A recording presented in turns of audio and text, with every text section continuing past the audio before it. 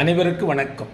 கோவை என்றால் சிறுவாணி இனிக்கும், கொங்கு தமிழ் மணக்கும், மேற்கு மலை சாரல் வந்து மெல்ல நனைக்கும். இங்கு உழைக்கும் தோள்களை ஒரு சேர இணைத்தால் இந்தியாவில் இன்னொரு இமயம் பிறக்கும்.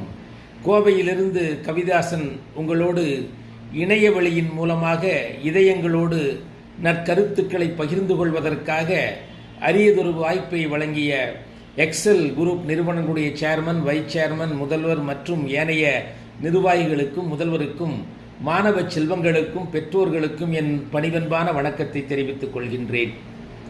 வாழ்க்கையில் சாதனை படைக்க வேண்டும் என்பதற்காக எக்ஸல் குரூப்பில் சேர்ந்திருக்கிற மாணவ நண்பர்களை சிறப்பாக வணங்குகிறேன். ஏனென்றால் எப்பொழுதும் மாணவர்களை நான் நண்பர்கள் என்று அழைப்பதுதான் வழக்கம். ஏனென்றால் இன்றைய மாணவர்களும் இளைஞர்களும் நண்பர்கள் சொன்னால்தான் அப்படியே கேட்கிறார்கள்.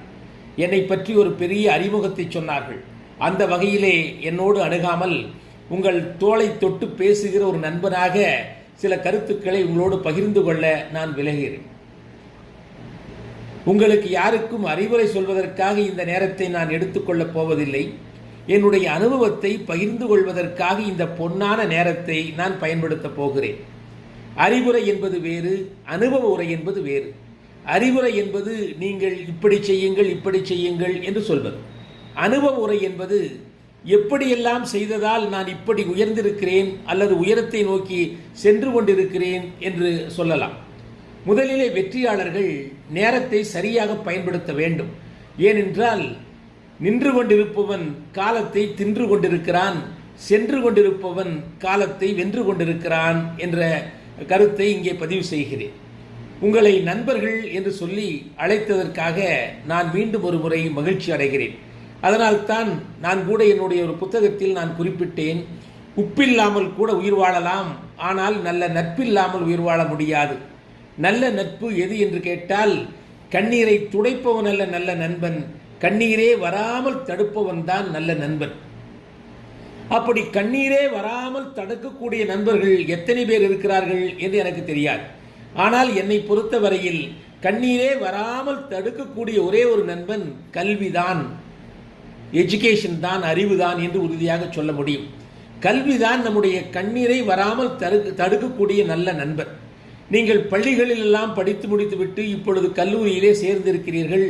அதுவும் சீரும் சிறப்புமிக்க ஒரு பெரிய கல்லூரியில் நீங்கள் சேர்ந்திருக்கிறீர்கள். பல முறை அந்த கல்லூரிக்கு நான் வந்திருக்கிறேன். அதனுடைய சேர்மன் அவர்களும் வைஸ் சேர்மன் அவர்களும் மற்றும் அவருடைய குடும்பத்தாரும் என் மீது அளவு கடந்த அன்பும் மரியாதையும் பாசமும் வைத்திருப்பவர்கள். சேலம் செல்லுகிற போதெல்லாம் கல்லூரிக்குள் வர வேண்டும் என்ற ஆசை எனக்கு இருக்கும். நேரமின்மையின் காரணமாக விரைந்து செல்கிற வேலையாக என்னுடைய வேலை இருக்கும்.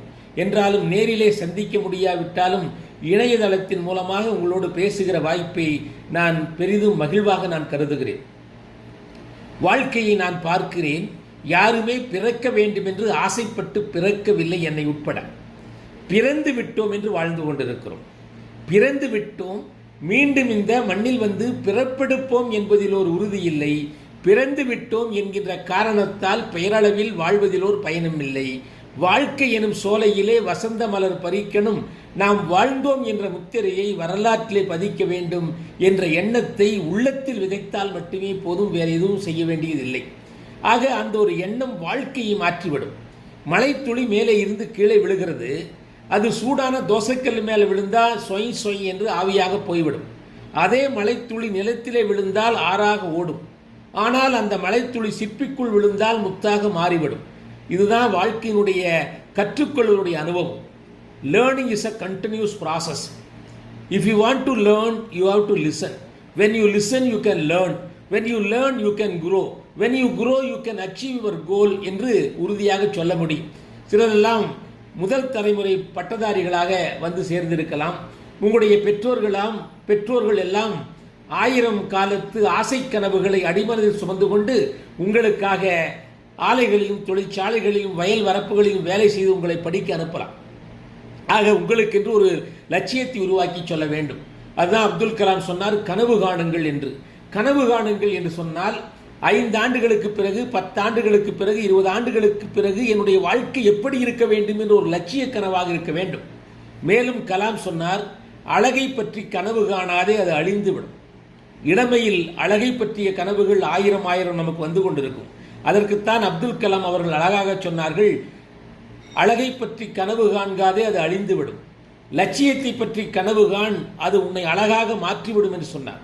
ஆகவே நமக்கென்று ஒரு லட்சிய கனவு இருக்க வேண்டும். 5 ஆண்டுகளுக்கு பிறகு, 10 ஆண்டுகளுக்கு பிறகு, 20 ஆண்டுகளுக்கு பிறகு என்னுடைய வாழ்க்கை எப்படி இருக்க வேண்டும் என்று சிந்திக்க வேண்டும். காற்றடிக்கிற திசையிலே செல்வதற்கு நாம் ஒன்றும் தூசல்ல, சருகல்ல. காற்றையே திசை மாற்றுகிற சூறாவளி என்று நீங்கள் நினைத்தால் முடியும். 3 ஆப்பிள்கள் உலகத்தின் தலைவிதியை மாற்றியது நண்பர்களே. ஒன்று ஆதாம் ஏவாள் சாப்பிட்ட ஆப்பிள். 2வது ஆப்பிள் ஐசக் நியூட்டனுடைய ஆப்பிள். ஆப்பிள் பழம் மேலே இருந்து கீழே விழுந்தது. எல்லாரும் எடுத்துட்டு சாப்பிட்டா பழுத்துதா பழுக்கலையா சொத்தையான்னு ஒருத்த மட்டும் கேட்டா இந்த பழம் ஏன் மேலிருந்து கீழே விழுந்துச்சுன்னு. ஐசக் நியூட்டன் புவியீர்ப்பு விசையை கண்டுபிடித்தான். அதற்கு பிறகு விஞ்ஞானத்தில் புரட்சி வெடித்தது, விமானங்கள் பறந்தது. 3வது ஆப்பிள் ஸ்டீவ் ஜாப்ஸுடைய ஆப்பிள் கம்ப்யூட்டர் கார்பரேஷன். உள்ளங்கையில் உலகம் வந்தது ஐபோன். இந்த 3 ஆப்பிள்கள் உலகத்தின் தலைவிதியை மாற்றியதைப் போல ஒரே ஒரு வார்த்தையில் நம்முடைய வாழ்க்கையை மாற்றிவிடலாம் நண்பர்களே.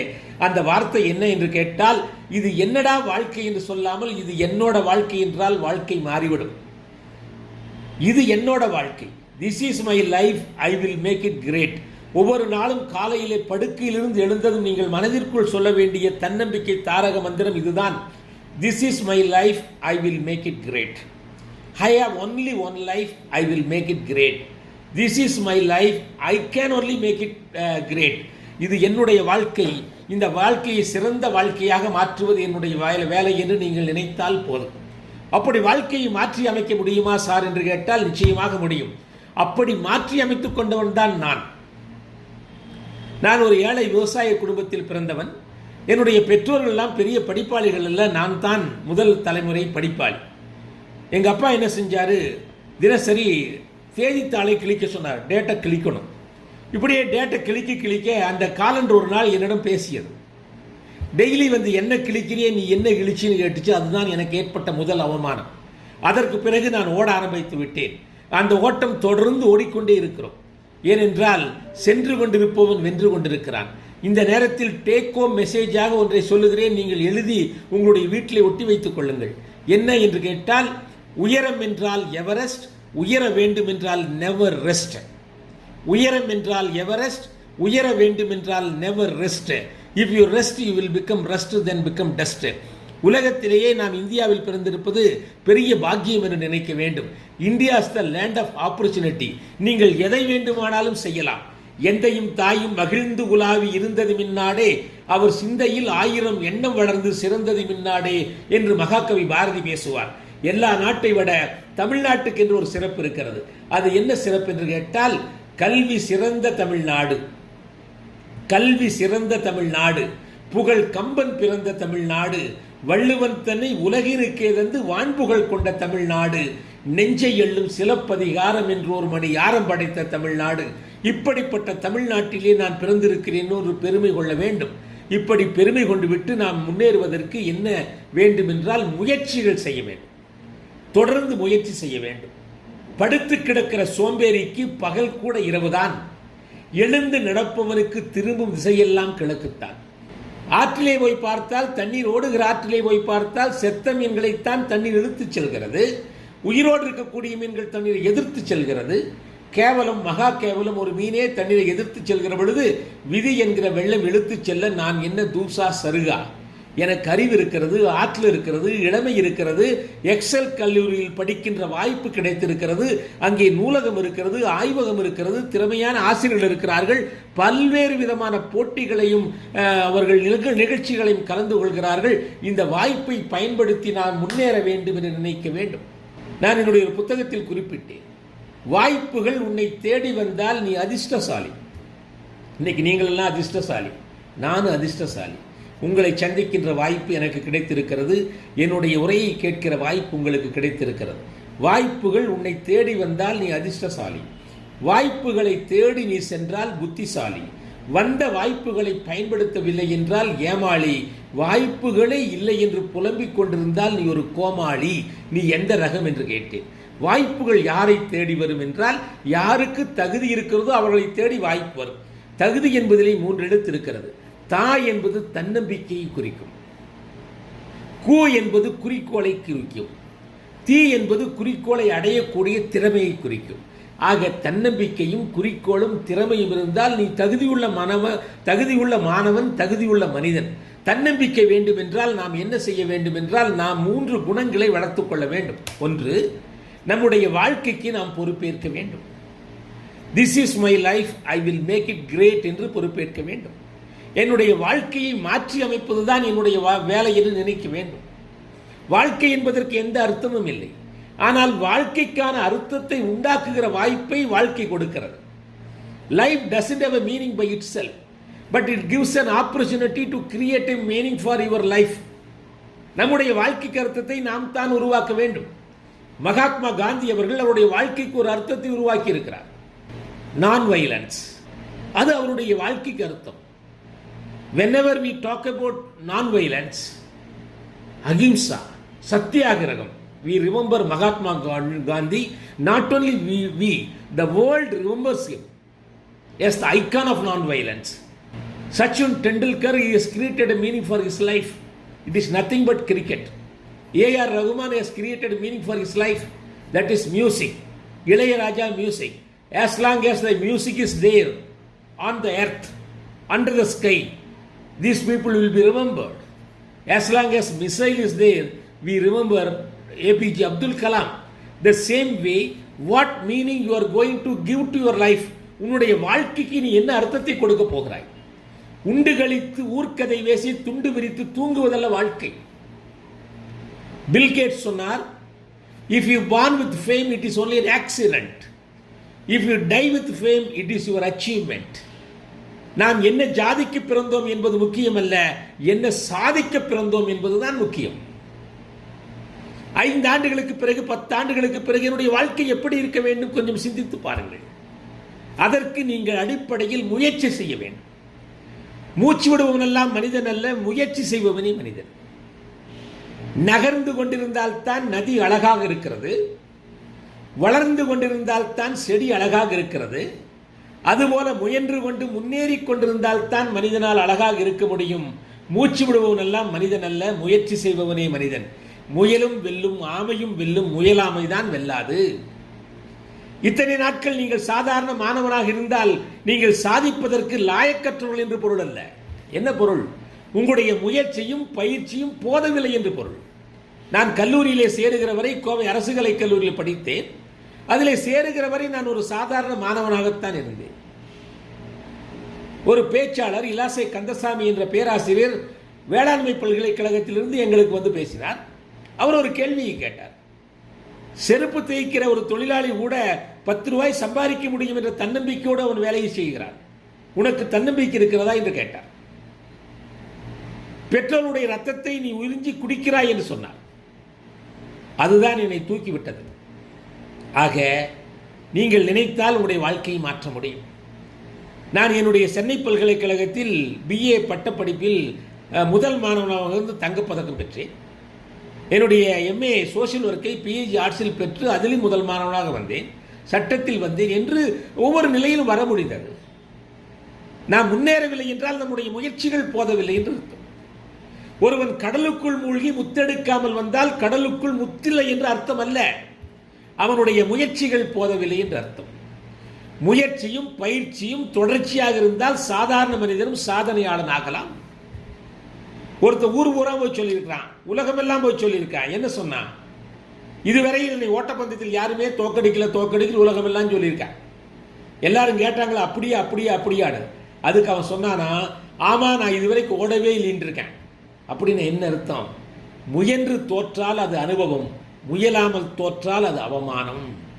Efforts may fail, but don't fail in making efforts. ஓட்டப்பந்தயத்தில் எத்தனை பேருக்கு பரிசு கொடுக்குறாங்க? 3 பேருக்கு. அப்புறம் இதுக்கு 300 பேர் ஓடுறான்.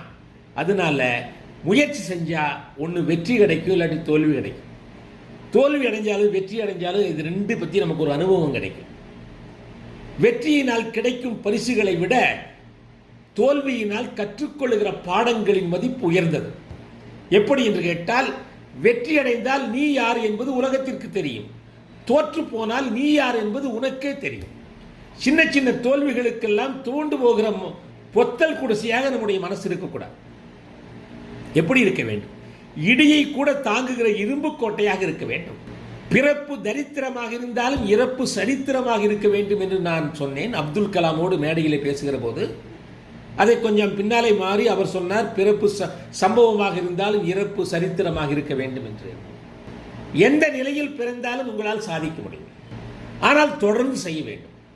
அப்ப தன்னம்பிக்கை வேண்டும் என்றால் உங்களுடைய வாழ்க்கைக்கு நீங்கள் பொறுப்பேற்க வேண்டும். தினசரி காலையில் எழுந்தது this is my life, I will make it great என்று சொல்ல வேண்டும். இரண்டாவது, நம்முடைய திறமைகளை வளர்த்துக் கொண்டே இருக்க வேண்டும். திறமைகள் என்று சொன்னதும் கல்லூரியிலே படித்து 3 ஆண்டுகள் அல்லது 4 ஆண்டுகள் வெளியே வருவதற்கு முன்னால் உங்களை ஒரு குவாலிஃபைடு பர்சனாக மாற்றணும்.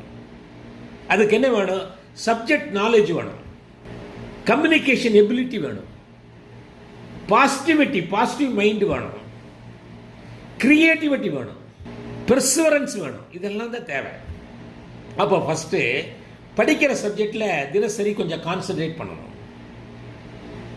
மலைத்துளி மேலே இருந்து சொன்ன பாருங்க, அது சூடான தோசைக்கல்ல மேலே விழுந்து ஆவியாக போகுது, நிலத்தில் ஆதா போகுது, சிற்பிக்குள்ள விழுந்தா முத்தா மாறுது.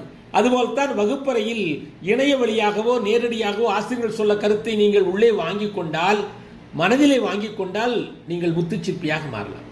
அதற்கடுத்து you have to improve your communication skill. Communication skill is the key to open your efficiency and talent. If you are unable to communicate, whatever you know, there is no use. Some of you would have studied in English medium from the kindergarten. Some of you would have studied in Tamil medium like me. But English is the easiest language you can acquire the proficiency in a shorter span of time. I follow a technique that I am going to tell you what technique I follow to improve my language. If you start reading dictionary, you have to read the dictionary every day, 10 minutes. Not Oxford English Dictionary, ordinary dictionary, Lifco English Dictionary, English Tamil. Every day you have to start reading dictionary for 10 minutes. If you start today, you start with letters or the words beginning with A. Action, ambition, achieve, attach, or read all the words begin with A today and understand the meaning as far as you can. Don't develop inferiority complex, because nobody knows everything, everybody knows something. With something, how to cover everything is life. தெரிஞ்சதை வச்சுட்டு ஓட்டுறதா வாழ்க்கை, தெரியாத பற்றி கவலைப்பட வேண்டியதில்லை. If you start reading dictionary today you read all the words starting with A. Understand the meaning as far as possible. Tomorrow you read B. Next day D, C, D. If you start reading the dictionary every day and pronounce whatever possible way, in 26 days you can complete the dictionary. If you keep repeating, if you keep repeating the same, in 3 years you would have read the dictionary for more than 20 times. Then you will become the walking encyclopedia, reservoir of knowledge. Anything and everything you can acquire by practice. Not knowing is not a sin. Not knowing is not a crime. Not making effort to know something is a sin. If you think that you can't, your mind will bring n number of reasons for not making any effort. If you think that you can, your mind will work how you can. முடியாது என்று முடங்கிவிட்டால் மூச்சுக்காற்று நின்றுவிடும், முடியும் என்று துணிந்து விட்டால் மூளைக்குள் மின்சாரம் பெறப்படும். Always think I can. That is called I can attitude. Efforts may fail. முயற்சிகள் தோற்கடிக்கப்படலாம். நாம் முயற்சி செய்வதில் தோற்றுவிடக்கூடாது. அந்த முயற்சி எங்கே தொடங்கணும் என்றால், காலையில் படுக்கையிலிருந்து எந்திரிக்கிறதுலேயே முயற்சி தொடங்கணும். 5 மணிக்கு எழுக்கணும். நாங்கள்லாம் ராமகிருஷ்ணா மிஷன் வித்யாலயத்தில் பெரியநாயக்கம்பாளையத்தில் ஸ்கூலிங் படித்தோம். 4:45 எழுப்பிட்டுருவாங்க. அது இன்னும் தொடருது. படுக்கையிலிருந்து எந்திரிக்கலே ஜெயிக்க முடியல, வாழ்க்கையில் ஜெயிக்க முடியுமா? கொஞ்சம் நினச்சி பாருங்கள். போர்வைக்குள் போராட்டமா? 3 மணிக்கு எழுந்திருப்பவன் முனிவன், 4 மணிக்கு எழுந்திருப்பவன் ஞானி, 5 மணிக்கு எழுந்திருப்பவன் அறிஞன், 6 மணிக்காவது எழுந்திருப்பவன் மனிதன். இப்படி ஒரு காலேஜில் சொன்னதை ஒருத்தன் கேட்டான், 7 மணிக்கு எந்திரிச்சா சார் யாருன்னு? அது காட்டெருமை அப்படின்னு. ஒருத்தன் 8 மணி கேட்டான், அது காட்டு பண்ணினேன். விலங்குகளை கேவலப்படுத்துறதுக்காக நான் சொல்லலை, ஒரு உதாரணத்துக்காக சொன்னேன். தயவு செஞ்சு தப்பாக நினச்சிக்காதீங்க. அப்போ முயற்சிகள் வரும். அப்போ உங்களுடைய ஸ்கில் இம்ப்ரூவ் பண்ணணும். You have to improve your language skill and communication skill.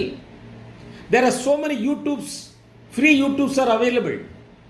If you listen to it for 10 minutes a day, after 3 months you will become master in any language. Learn as many as language you can. Bharati knows more than 10 languages. He was fluent in English. He has written a book in English, Agni and Other Essays. அவருக்கு French தெரியும். பாண்டிச்சேரியில் போய் அங்கே இருந்தார். வெள்ளக்காரன் துரத்துறான்னு French பிரதேசத்தில் போயிருந்தார். அங்கே தான் பாரதிதாசன் கனகு சுப்ரபத்ரத்தினம் அவரை பார்க்குறார். அப்பொழுது அவர் முதல் எழுதுகிறாரு, எங்கு காணினும் சக்தியடா 7 கடல் உனது 7 கடல் நின் வண்ணமடான்னு எழுதுகிறார். He knows French. Bharathiyar knows Bengali. அவர் வெஸ்ட் பெங்கால் போனார், கல்கத்தாவுக்கு சிஸ்டர் நிவேதியை பார்க்கறதுக்காக. அவங்க தான் விவேகானந்தருடைய சிசி. அங்கே பெங்கால் படிச்சிட்டார். அவருக்கு தெலுங்கு தெரியும். அதனால தான் சுந்தர தெலுங்கினில் பாட்டி சேர்த்துன்னு கீர்த்தனைகளை சொல்கிறார். மலையாளம் தெரியும், கன்னடம் தெரியும், ஹிந்தி தெரியும், சான்ஸ்கிரிட் தெரியும். இத்தனை மொழிகள் தெரிந்த பிறகுதான் பாரதி சொன்னார், யாமறிந்த மொழிகளிலே தமிழ் மொழி போல் இனிதாவது எங்கும் காணோம் என்று. எல்லா மொழியையும் வாசியுங்கள், தாய்மொழியை சுவாசியுங்கள், இதுதான் என்னுடைய வேண்டுதல். You should be able to express your self. ஒரு இன்டர்வியூ போனால் தமிழ் ஆகட்டும், இந்தி ஆகட்டும், இங்கிலீஷ் ஆகட்டும் பழகிக்கலாம். நான் தமிழ் கவிஞனாக இருந்தால் எல்லா மொழிகளையும் வாசிக்க சொல்கிறேன். அதனால் பாரதி சொன்னார், பிற நாட்டு நல்லறிஞர் சாஸ்திரங்கள் தமிழ் மொழியில் பெயர்த்தல் வேணும்னா பிற நாட்டு மொழியை தெரியல எப்படி மாற்ற முடியும்? எல்லா மொழியும் தமிழ் ஆழமாக படிங்க. சில பேர் தமிழில் தற்குறியாக இருப்பான், ஆங்கிலத்தில் அறகுறையாக இருப்பான், என்ன பிரயோஜனம்? Learning is a joy. In learning there are 4 stages brothers. 1 information learning, 2வது இன்டகிரேட்டட் லேர்னிங், 3வது இன்ஸ்பிரேஷன் லேர்னிங், 4வது எம்பவர்மெண்ட் லேர்னிங். இந்த 4 லெவல் லேர்னிங். இன்ஃபர்மேஷன் லேர்னிங்னா எல்லாத்தையும் படிச்சுட்டு மறந்துடுது. நம்ம நாட்டில் 3 கல்வி முறை இருக்குது. எஜுகேஷன் ஃபார் எக்ஸாமினேஷன், பரீட்சை எழுதிட்டு மறந்துடுது. எஜுகேஷன் ஃபார் எம்ப்ளாய்மெண்ட், வேலைக்கு போனதையும் மறந்துடுது. எஜுகேஷன் ஃபார் லைஃப், 3 நம்ம படிக்கணும். பரீட்சையில் பாஸ் பண்ணுறதும் கற்றுக்கணும், வேலைக்கு போகிறதுக்கு திறமைகளையும் வளர்த்துக்கணும், நல்ல வாழ்கிறதுக்கான திறமைகளையும் கற்றுக்கணும். அது நமக்கு வேணும். அது எக்ஸல் இன்ஜினியரிங் காலேஜில் பாசிபிள். எத்தனையோ கிளப் ஆக்டிவிட்டிஸ் இருக்கு. ஒரு கிளப் ஆக்டிவிட்டியில் உங்களுடைய திறமை வெளிக்கொண்டு வர்றதுக்கான வாய்ப்பு, அதில் போய் கலந்துக்கணும். இந்த உலக வரலாற்றை எடுத்து பார்த்தா 2 விதமான மனிதர்கள் இருக்கிறார்கள். வென்றவர்கள் இருக்கிறார்கள், வீழ்ந்தவர்கள் இருக்கிறார்கள், வேடிக்கை பார்த்தவர்கள் எந்த வரலாற்றில் இல்லை. அப்படின்னா என்ன சார் நீங்கள் சொல்கிறீங்கன்னு கேட்டால், what ever be the competition, B a participant than the spectator. வெளியில் உட்காந்து வேடிக்கை பார்க்கறதால உள்ளே போ. சில பேர் அவன் சிரிப்பான், இவன் சிரிப்பான், கலாட்டா பண்ணுவான்னு உள்ளே போய் கலந்துக்க மாட்டான். கவலைப்படாத. என்னை யாராவது அவமானப்படுத்தினா நான் அவன் மேலே கோவப்பட மாட்டேன், என் மேலேயே கோவப்படுவேன். என்னன்னு, இந்த நாயெல்லாம் அவமானப்படுத்துகிற அளவுக்கு நான் தரையில் கிடக்கிறேன்னு எந்திரிச்சு ஓடினால்தான் நான். உன்னை யாராவது அவமானப்படுத்தினாங்கன்னா நீ உன்மீதே கோவப்பட்டால் சிகரத்தை எட்டுவாய், அவர்கள் மீது கோவப்பட்டால் நீ சிறக்கதவை தட்டுவாய். ஆகவே அவமானப்படுகிற போதெல்லாம் ஒரு அவதாரம் எடு, வீழுகிற போதெல்லாம் ஒரு விசுருவம் எடு, புண்படுகிற பொழுதெல்லாம் புன்னகை செய். பெற்றோர்களையும் ஆசிரியர்களையும் மதித்து நடக்கக்கூடியவர்களாக முதலில் இருக்க வேண்டும். நம்முடைய பெற்றோர்கள் நம்மை விட அறிவில் குறைவாக இருக்கலாம். அவர்கள் உழைப்பை வைத்துத்தான் நம்மை உயரத்திற்கு கொண்டு வந்திருக்கிறார்கள். பெற்றோர்களை பற்றி மாற்றுத்திறனாளி மாணவன் ஒருவர் தருமபுரியிலிருந்து எனக்கு ஒரு கவிதை எழுதினார். என்ன கவிதை அது? அழகான கவிதை, ரசித்தேன். மெழுகுவர்த்திக்கு ஒளி கொடுக்க உயிரை விட்டது தீக்குச்சி. பாருங்க, தீக்குச்சி செத்து போச்சு. மெழுகுவர்த்திக்கு ஒளி கொடுக்க உயிரை விட்டது தீக்குச்சி, அதை நினைத்து நினைத்து கண்ணீர் விட்டது மெழுகுவர்த்தி. அடடடடா, பாருங்க. அதுபோல்தான் பெற்றோர்கள் அவர்களை உருக்கி நமக்கு படிக்க அனுப்புகிறார்கள். ஆசிரியர்கள் தங்களுக்கு தெரிந்ததை எல்லாம் சொல்லிக் கொடுக்கிறார்கள். ஆசிரியர்களுக்கும் பெற்றோர்களுக்கும் என்ன வித்தியாசம் என்று கேட்டால், பெற்றோர்கள் நம்மை வெளி உலகிற்கு அறிமுகம் செய்தார்கள், ஆனால் ஆசிரியர்கள் தான் உலகத்தை நமக்கு அறிமுகம் செய்தார்கள். அதனால் தான் மாதா பிதா குரு தெய்வம் என்று சொன்னார்கள். ஆகவே எப்பொழுதும் அவர்களை மனம் கோணுகிறபடி நடந்து கொள்ளாதீர்கள். 30 லட்சம் மாணவர்களிடம் நான் ஒன்றை கேட்டிருக்கிறேன். இன்று கலந்து கொள்ளுகிற 500 மாணவர்களிடமும் அதைத்தான் கேட்கிறேன். 10 ஆண்டுகளுக்கு பிறகு 20 ஆண்டுகளுக்கு பிறகு நீங்கள் உயர்ந்த நிலைக்கு வரலாம். உயர்ந்த பதவிகளை நீங்கள் அலங்கரிக்கலாம். அரசியல் துறையில் வரலாம், அறிவியல் துறையில் வரலாம், கணிதத் துறையில் வரலாம், ஆட்சித்துறையில் வரலாம். அப்பொழுதெல்லாம் உங்களுடைய பெற்றோர்களுக்கு வயதாகி இருக்கும். அப்பொழுது நீங்கள் என்ன செய்ய வேண்டும்? முதியோர் இல்லத்திற்கு உண்ண உணவு கொடுங்கள், உடுக்க உடை கொடுங்கள், தான தர்மங்கள் கொடுங்கள். ஆனாலும் ஒருபோதும் உங்களுடைய தாய் தந்தையை கொண்டு போய் அங்கே கொடுத்து விடாதீர்கள். கல்லில் வடித்த சிலையை விட கருவில் சுமந்த தாயே தெய்வம். ஒருபோதும் அவருடன் முகம் காட்டி முகம் கொடுத்து பேசுங்கள், முகம் காட்டாதீர்கள். உங்களுக்காகத்தான் அவர்கள் இருக்கிறார்கள். அவர்கள் உங்களை கண்டிக்கலாம், தப்பில்லை. ஆசிரியர்கள் கண்டிக்கலாம், தப்பில்லை. என்னையெல்லாம் ஆசிரியர்கள் பெற்றோர்கள் நெறிப்படுத்தினார்கள். 2 கல்லு பேசிடுச்சு. ஒன்று சாமி சிலை, இன்னொன்று படிக்கல். 2 கல்லால் ஆனது.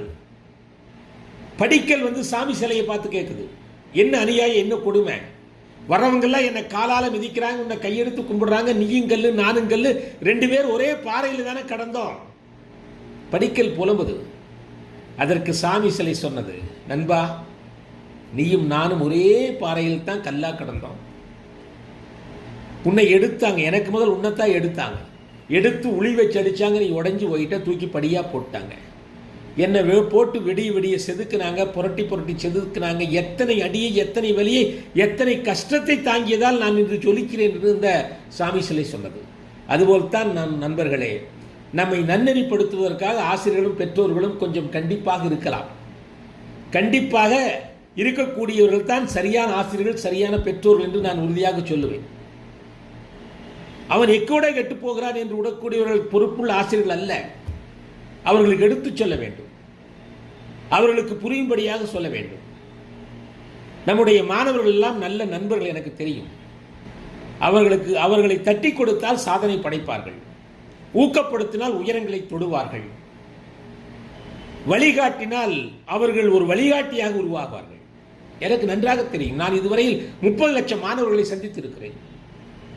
பல மாணவர்கள் IAS அதிகாரிகளாக, IPS அதிகாரிகளாக, தொழில் முனைவோராக வந்திருக்கிறார்கள். தினசரி எனக்கு கடிதம் எழுதி கொண்டிருப்பார்கள். உங்களும் அப்படியே கேட்கலாம். இந்த கொரோனா பீரியடில் 2 ஆண்டுகளாக நான் இங்கும் நேரடியாக சென்று பேசுவதற்கான வாய்ப்பு இல்லாததால் நான் ஒரு யூடியூப் சேனலிலே பேசிக் கொண்டிருக்கிறேன். கவிதாசன் தன்னம்பிக்கை என்ற யூடியூப் சேனல். என்னோட பேரு கீழே வருது பாருங்க, அதுதான். டாக்டர் போட வேண்டியதில்லை. கவிதாசன் தன்னம்பிக்கை. தினசரி 2 நிமிடங்கள் இந்த நாள் இனிய நாள் என்று பேசிக் கொண்டிருக்கிறேன். தினசரி நாம் வளர்ந்து கொண்டே இருக்க வேண்டும். எப்படி ஒரு செடி தினசரி சின்ன சின்ன இலைகளை விடுகிறது, 5 ஆண்டுகளுக்கு பிறகு 10 ஆண்டுகளுக்கு பிறகு ஒரு பெரிய மரமாகிறதோ, அதுபோல தினசரி நாம் வளர்ந்து கொண்டே இருக்க வேண்டும். அறிவால் வளர வேண்டும், அன்பால் வளர வேண்டும், அணுகுமுறையால் வளர வேண்டும், உச்சத்தை தொடுவதற்கு உழைத்துக் கொண்டே இருக்க வேண்டும். படுத்து கிடக்கிற சோம்பேறிக்கு பகல் கூட இரவுதான். ஒருபோதும் சோம்பேறித்தனத்திற்கு இடம் கொடுக்கக்கூடாது. சுறுசுறுப்பு நெருப்பில் சோம்பலை சாம்பலாக்கு, வெற்றி உனக்கு விழா எடுக்கும் என்று எழுதினேன். ஆக தன்னம்பிக்கை வேண்டும் என்றால் வாழ்க்கைக்கு பொறுப்பு. 2வது திறமைகளை வளர்த்துக் கொண்டே இருக்க வேண்டும். 3வது சுய பச்சாதாபம் கூடாது. சுய பச்சாதாபம் என்ன சார்? சில பேர் போய் கண்ணாடிக்கு முன்னால் நின்று, இதெல்லாம் உனக்கு ஒரு மூஞ்சியா, எனக்கு அப்பா இல்லை, அம்மா இல்லை, சரி இல்லை, ஏதாவது குறை சொல்லிட்டே இருப்பா. சொல்லக்கூடாது. என்னால் சாதிக்க முடியும் நினை. நீ பிறந்திருப்பது சாதனை படைப்பதற்காகத்தான ஒழிய காரணங்கள் சொல்லிக் கொண்டிருப்பதற்காக அல்ல. காரணங்கள் சொல்பவர்கள் காரியங்கள் செய்வதில்லை, காரியங்கள் செய்பவர்கள் காரணங்கள் சொல்வதில்லை. கவிதாசன் தன்னம்பிக்கை என்ற யூடியூப் சேனலை சாட் பாக்ஸில் போட்டிருக்கிறேன். நீங்கள் இன்றைக்கே பார்க்கலாம், சப்ஸ்கிரிப்ஷன் பண்ணலாம், கேட்கலாம். அறிவுரை சொல்வது சிலருக்கு கசப்பாக இருக்கும், சில பேர் கேட்கறதுக்கு பிடிக்காது. அறிவுரை சொல்கிறவன் அவனுக்காக சொல்ல, நமக்காகத்தான் சொல்கிறான்னு புரிஞ்சுட்டா மேலே வந்துடலாம். கல்வியின் வேர்கள் கசப்பானவை என்றாலும் அதனுடைய கனிகள் இனிப்பானவை. கல்வியின் வேர்கள் கசப்பானவை என்றாலும் அதனுடைய கனிகள் இனிப்பானவை. நான் சொன்ன பாருங்க, கண்ணீரை துடைப்பவன் அல்ல நல்ல நண்பன், கண்ணீரே வராமல் தடுப்பவன் தான் நல்ல நண்பன். அப்படிப்பட்ட நல்ல நண்பர்கள் ஒரு 4 பேர் உங்களுக்கு இருந்தால் நீங்கள் எங்கே வேணாலும் வரலாம். என்னுடைய நண்பர்கள், நான் கல்லூரியில் படிக்கிற பொழுது இன்று தமிழக அரசுடைய தலைமைச் செயலாளராக இருக்கக்கூடிய திரு வே. இறையன்பு IAS அவர்கள் கோவை வேளாண்மை பல்கலைக்கழகத்தில் படித்தார்கள். நான் கோவை அரசு கலைக் கல்லூரியில் படித்தேன். அப்பொழுது எங்களுக்கு தொடங்கிய நட்பு இன்றும் வளர்ந்து கொண்டிருக்கிறது. பல புத்தகங்களை அவர் என்னை பற்றி குறிப்பிட்டார். அவர் எக்கச்சக்கமான புத்தகங்களை எழுதியிருக்கிறார். நீங்களும் ஐஏஎஸ் ஆகலாம்.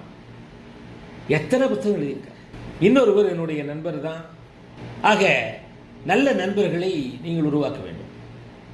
Doctor C Sylendra Babu IPS இன்று காவல்துறை இயக்குநராக இருக்கிறார். அவர் என்னுடைய நண்பர் தான். ஒரு 15 ஆண்டுகளாக நல்ல இதில் பயணப்படுறோம். அப்துல் கலாமுடைய அறிவியல் ஆலோசகர் டாக்டர் பொன்ராஜ் அவர்கள் அடிக்கடி பல விஷயங்களை அவரோடு பேசுவோம். நல்ல நண்பர்கள் ஒரு 10 பேர் இருந்தால் போது, வேற ஒன்றுமே வேண்டியது கிடையாது. தடம் மாறுகிற போது தட்டி கேட்பவனும் தடு மாறுகிற போது தாங்கி பிடிப்பவன் தான் சிறந்த நண்பர். தவறான பழக்க வழக்கங்களை கற்றுக் கொடுப்பவன் அவன் நம்முடைய துரோகி, நண்பனே அல்ல. ஆனால் அப்படிப்பட்டவர்கள் தான் நமக்கு பிடிக்கும். சோஷியல் மீடியாவில் நாம் தொலைந்து போகக்கூடாது. கால் ரெக்வஸ்ட் கொடுக்கறது, அவங்களே வந்து ஃபேக் ஐடி கொடுக்கறது. நேற்று செய்தித்தாளில் ஒன்று தொலைக்காட்சியில் நீங்கள் பார்த்திருப்பீர்கள்.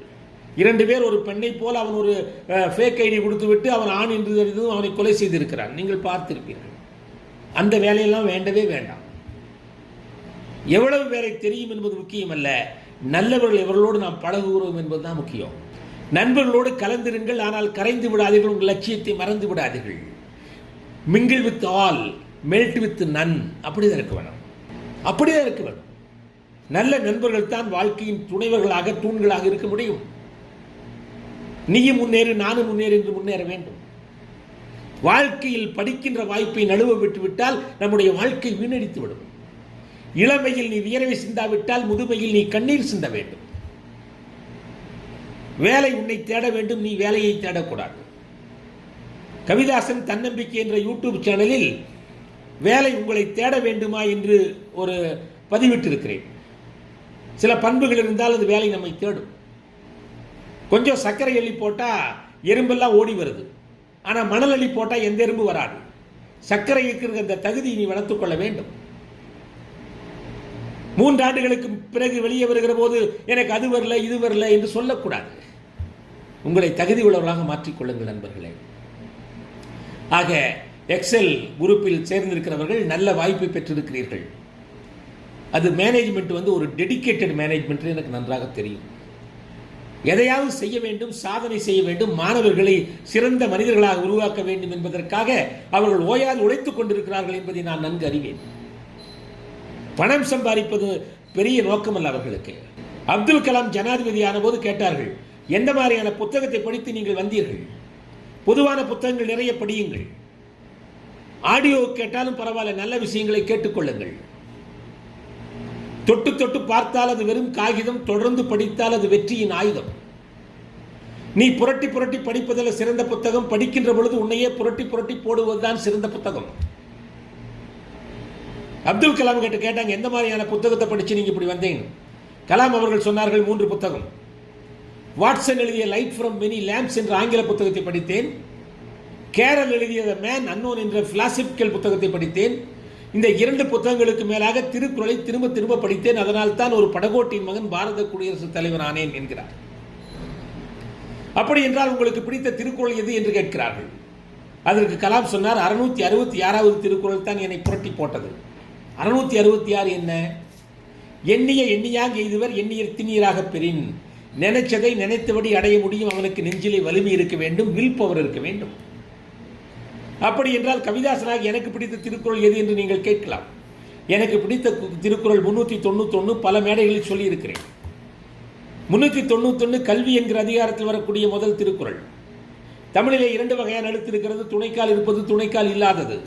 நடு என்றால் கால் இல்லை, நாடு என்றால் கால் போடுகிறோம், தாய்னா கால் போடுறோம். இந்த 391வது திருக்குறளை எங்கேயுமே துணைக்கால்கள் இல்லாத தனி எழுத்தை கொண்டு வள்ளுவர் உருவாக்கி இருக்கிறார். அது என்ன திருக்குறள் என்று கேட்டால், கற்க கசடர கற்பவை கற்ற பின் நிற்க அதற்கு தக. எங்கேயுமே துணைக்கால் கிடையாது. ஆரம்ப பள்ளியிலேயே நான் படிச்சிருந்தான். கற்க கசடர கற்பவை கற்ற பின் நிற்க அதற்கு தக. எதற்காக வள்ளுவர் துணைக்கால்களே இல்லாத தனி எழுத்தை போட்டு இந்த திருக்குறளை உருவாக்கி இருக்கிறார் என்று சிந்தித்து பார்த்தால் ஒரு உண்மை புலப்படும். என்ன என்று கேட்டால், ஒருவன் கற்க வேண்டியவற்றை கற்று அதன்படி வாழ்ந்தால் யாருடைய காலும் அவனுக்கு துணைக்காலாக தேவையில்லை. அவன் சொந்த காலில் நிற்கலாம். சொந்த காலில் நிற்க வேண்டுமா? கல்வி. கல்வி எத்தகையது? வெள்ளத்தால் அழியாது, வெஞ்சடலால் வேகாது, கள்ளத்தால் கொள்வோமெனில் முடியாது, அள்ளி அள்ளி கொடுத்தாலும் நிறையும் ஒழிய குறைவிடாது. ஆக கல்வி செல்வத்தை நீங்கள் எவ்வளவு தூரம் சேகரிக்க முடியுமோ சேகரித்துக் கொண்டே இருங்கள். ஆற்றல் மிக்கவர்களாக, அறிவு மிக்கவர்களாக, தன்னம்பிக்கை மிக்கவர்களாக, மனித நேயம் மிக்கவர்களாக, தேசபக்தி மிக்கவர்களாக நீங்கள் வர வேண்டும் என்பதற்காக அர்ப்பணித்திருக்கிற எக்ஸல் குரூப் இன்ஸ்டிடியூஷனுடைய சேர்மன், வைஸ் சேர்மன் மற்றும் அனைவரையும் அன்போடு பாராட்டி, அள்ளி வந்த கருத்துக்கள் ஏராளம் என்றாலும் அடுத்த நிகழ்வுக்கு நான் செல்ல வேண்டும் என்கிற காரணத்தினாலே நான் சொல்ல வந்த கருத்துக்களை எல்லாம் தொகுத்து, கரும்பு போல் இனிப்பாக பழகல் வேண்டும், கடலை போல் பறந்திருக்கும் உள்ளம் வேண்டும், அரும்பு போல் மணக்கின்ற நல்ல பண்பு வேண்டும், ஆராய்ந்து பேசுகின்ற ஆற்றல் வேண்டும், எறும்பு போல் சுறுசுறுப்பு கொள்ளல் வேண்டும், எஃகு போல் நெஞ்சத்தில் உறுதி வேண்டும், நரம்பு போல் முறுக்கான கொள்கை வேண்டும், நாணலை போல் நல்லவர்களுக்கு பணிதல் வேண்டும் என்ற கருத்தை முன்வைத்து வளர்ந்த பாரதம், வளமான பாரதம் உருவாக்குவோம். அதற்கு தளராத உழைப்பையும் தன்னம்பிக்கையும் உரமாக்குவோம். நேர்மை திறந்தனை நெஞ்சத்து உயிராக்குவோம். மனித நேயமே நம் வேதம் என்று உலகெங்கும் பறைசாற்றுவோம் என்று சொல்லி நீங்கள் ஓடிக்கொண்டே இருங்கள். வாழ்க்கையில் வெற்றி அடைவதற்கும் சாதிப்பதற்கும் கடிகாரத்தின் முள்ளைப் போல ஓடிக்கொண்டே இருக்க வேண்டும். கடிகாரத்தின் முள்ளைப் போல ஓட வேண்டும் என்று சொன்னதும் மணிமுள்ளைப் போல மந்தமாகல்ல, நொடி முள்ளை விட வேகமாக ஓட வேண்டும். அப்பொழுதுதான் வெற்றிகளை குவிக்க முடியும் என்று வாழ்த்தி, உங்களுடைய முயற்சியே மூலதனமாகட்டும், முயற்சியே மூலதனமாகட்டும், கல்வியே உங்களுடைய அஸ்திவாரமாகட்டும் என்று சொல்லி என்னுடைய அலைபேசி எண்ணை உங்களுக்கு அன்போடு தர விரும்புகிறேன். அதை நீங்கள் நோட் பண்ணிக்கலாம். 98946, ஐ ரிப்பீட், 98946-83013, 98946-83013. இதில் உங்களுடைய கருத்துக்களை கூறலாம், கேட்கலாம். வாட்ஸ்அப்பில் காலையில் 6லிருந்து 7 வரைக்கும் மாணவர்கள் நீங்கள் என் கூட பேசலாம். முதல்லலாம் 5 மணிக்கு வச்சுருந்தேன். கொரோனா பீரியடில் கொஞ்சம் தள்ளி வச்சுட்டேன். ஏன்னா இந்த கொரோனா எல்லாத்தையும் முடக்கி போட்டுடுச்சு. நேரடி வகுப்புகள் எல்லாம் வீட்டில் இருக்கிறோம். விரைவில் அரசாங்க நேரடி வகுப்புகளை தொடங்கும். நீங்கள் அந்த கொரோனா அரசாங்கம் சொல்கிற விதிமுறை தயவு செஞ்சு கடைப்பிடிங்க. மாஸ்க் அணிவது, கைகளை சானிடைசர் பண்ணிக்கொள்வது, நீங்கள் முகக்கவசம் அணிவது. இப்போ நான் பேசுகிற போது தனியாக என்னுடைய அறையில் இருக்கிறதுனால முகக்கவசம் இல்லாமல் பேசுகிறேன். இல்லாட்டி முகக்கவசம் போட்டுக்கொண்டு தான் பேசுவோம். அதனால் உங்களுக்கு சொல்கிறேன். ஏன்னா கண்ணுக்கு தெரியாத அந்த கிருமி உனக்குள்ளும் இருக்கலாம், எனக்குள் இருக்கலாம். ஆகவே எச்சரிக்கையாக நாம் இருக்க வேண்டும். கொஞ்ச நாளைக்கு அதை கடைப்பிடிச்சோம்னா கொரோனா இல்லாத உலகத்தை, தமிழகத்தை, இந்தியாவை நம்மளால் உருவாக்குறதுக்கு பாடுபட்டு கொண்டிருக்கிற மருத்துவ விஞ்ஞானிகள், மருத்துவர்கள், முன்கணப் பணியாளர்கள், ஆட்சித்தலைவர்கள், அரசு அதிகாரிகள், அமைச்சர்கள் என்ற அத்தனை பேருக்கும் நான் நன்றியையும் என்னுடைய பாராட்டுக்களையும் அவர்களுக்கு தெரிவித்துக் கொள்கிறேன். ஆகவே சிறந்த மனிதனாக நான் வர வேண்டும் என்ற சிந்தனையோடு நீங்கள் வளர வேண்டும் என்று மீண்டும் ஒரு முறை வாழ்த்தி, நல்லதொரு வாய்ப்புக்கு நன்றி பாராட்டி அன்போடு விடைபெறுகிறேன். உயரம் என்றால் எவரெஸ்ட், உயர வேண்டும் என்றால் never rest. If you rest you will become rust, then become dust. துருப்பிடித்து தேய்வதை விட உழைத்து தேய்வதே உயர்வானது. வாழ்த்துக்கள்.